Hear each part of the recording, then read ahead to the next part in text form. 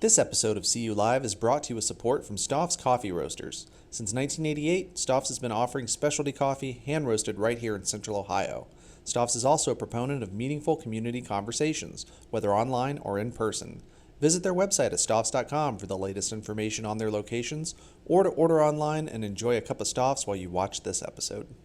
Hello and welcome to CU Live. I'm Susan Post, Associate Editor of Columbus Underground. Today I have with me Densil Porteous, who is the Executive Director of Stonewall Columbus and CEO of the Pride Fund. So thank you so much for joining us today. Excited to be here. Thank you so much for having me. Absolutely. So we're going to talk a little bit about the importance of volunteerism and community service. The pandemic has certainly had an impact on how and where people can volunteer and get involved in their communities. But I think the situation has also really highlighted the need, an important role that nonprofits and other kind of service organizations play in the community. So why, really now more than ever, is community service and volunteering so important? Well, I think it's interesting because I think community service and volunteerism is always important, right? Right, and I think we will kind of talk about that. and I think and I think hopefully folks grow up with that mindset, and I think in this moment people will automatically say, okay, wow, now it is ever more important because there's so many more people who are in spaces of need, right, who are without or who are struggling to get by. And so as those who have in these spaces are saying, well, I have, so I do have the ability to reach out and extend offer and help to others, I think they will. And hopefully they do. But it's also just sort of this moment of a demonstration of humanity. I think as we are sitting here, people are stressed out. They're feeling bad about things, uneasy. And so as we volunteer and give back to the community, I think it's also a reflection of our humanity, that there's goodness in the world, still in this really crazy moment. Right, it does make you feel good when you do those sorts of things. I mean, and for folks that haven't done a lot of volunteering or community service in the past, what are some great ways to get started? Wow, I think it's a little challenging right now in the middle of the pandemic. I think it's automatically about doing your research. You have to understand what it is that you want to give back to. Right. So, are you looking at a social service organization or an identity affinity organization? So you want to understand those things. We're doing research, and then thinking about how that particular organization or community needs assistance. I think oftentimes volunteers think, well, this is what I want to do.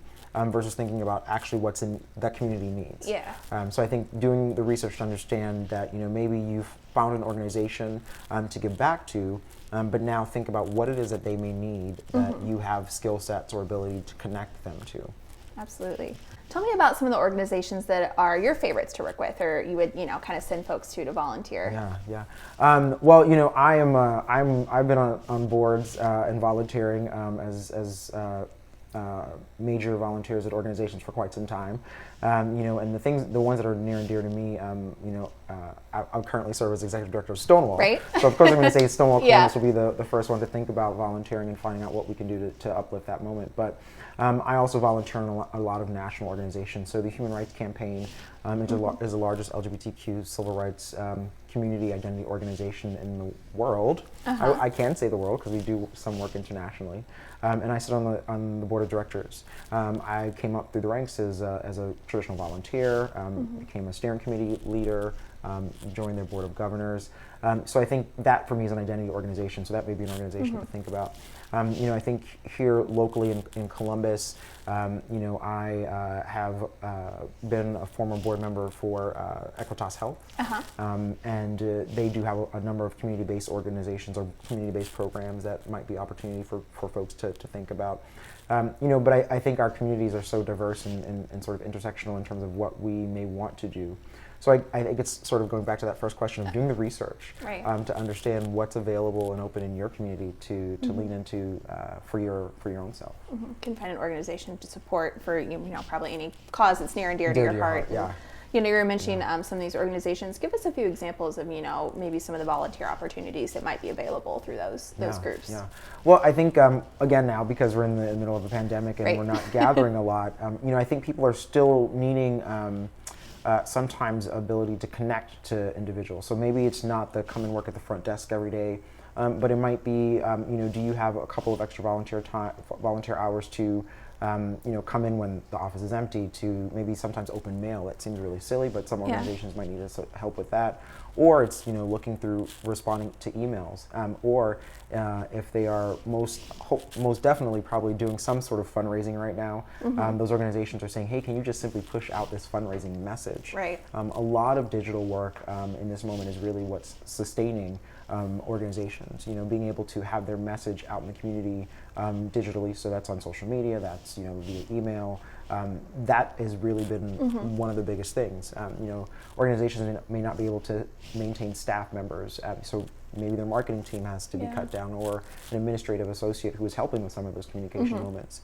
And so now again, they're sort of in that place of how do we get our message out. So that might be a great thing. So you can really find that skill set that you have to fill those gaps for these organizations. So a lot of those examples you just gave, community service and volunteerism, can really take a lot of different forms. But what are some more unique ways to support your community that people might not traditionally think of? That's a good one. Some of the unique ways. I think it really is also just thinking about your neighbors. I mean, that you don't have to think about an organization to do volunteering with. It could be your neighbor. Right. I live in a wonderful neighborhood in Victorian Village, and I'm privileged enough to have this amazing neighbor who shovels everyone's sidewalk. Nice. Right, like that's a small little thing that people may not think about. But then I sit back and I think, wow, actually, there are a number of people who come down our street who need that access. It's not about slipping and falling. It really is just about maybe my mobility is slowed, and I just can't get over the ice or snow. So that's amazing. So thinking about those small community things. Someone down the street, who may be in their home and can't get out, or because it is a pandemic, right, and they shouldn't be leaving their home anyway. Maybe their immune systems are compromised or whatever that may be. They have coexisting conditions. Contacting them and saying, hey, do you need me to run to the store for you or drop something off? So I think it doesn't necessarily mean that you have to sort of think big in terms of volunteering. Thinking local, thinking really local, centralized into your own neighborhood is some of the great ways you can volunteer. Great.